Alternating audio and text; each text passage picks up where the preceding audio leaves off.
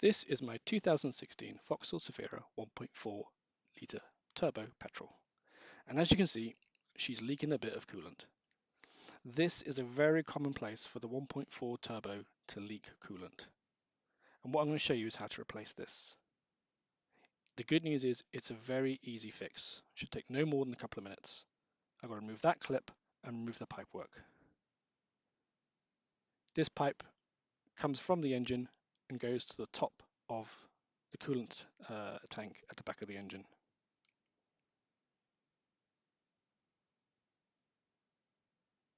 Now, to change this, we're just going to need a couple of basic tools. We don't really need much at all. So I'm going to need some WD-40, which I'll get onto in a minute, and some locking pliers and a flathead screwdriver. That's all I need. Now, for the replacement part, I decided to get it from Vauxhall. Now, some people buy them from eBay, but I had differing views on the connection of this coolant pipe being different on the ones from eBay. To be safe rather than sorry, I decided to get mine from a dealer, so if it turned out to be the wrong one, I could just go back and get it replaced. So here's the part. It was £16 plus the VAT from a dealer, and this is the type of connection you should have. Now, note it's just this top connection element which plugs in here, where you see that little kind of O-ring. It just clips in. There is a whole kind of base part which clips on, which shouldn't be removed.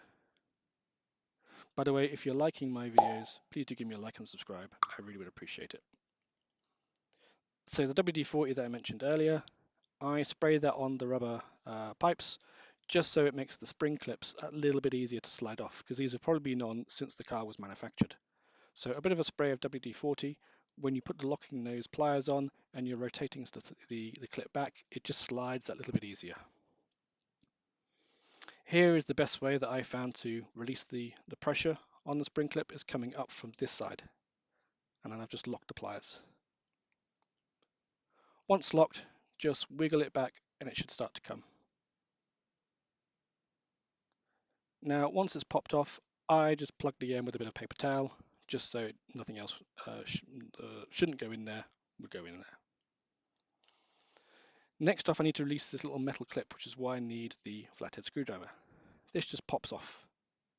Note this is the point where this pipe comes off from. It shouldn't go below this clip. You shouldn't pull anything off below it. So there's the clip. It's a bit crystallized because some of the coolant's been leaking and cooking in the engine bay temperatures. Now when I pull this off, you're going to see a little bit of a fountain. The little clip, the black plastic clip, is actually broken. That pops off. But when you pull this pipe up, the bottom part shouldn't come out. It's just the top part. And you'll get a little fountain like this.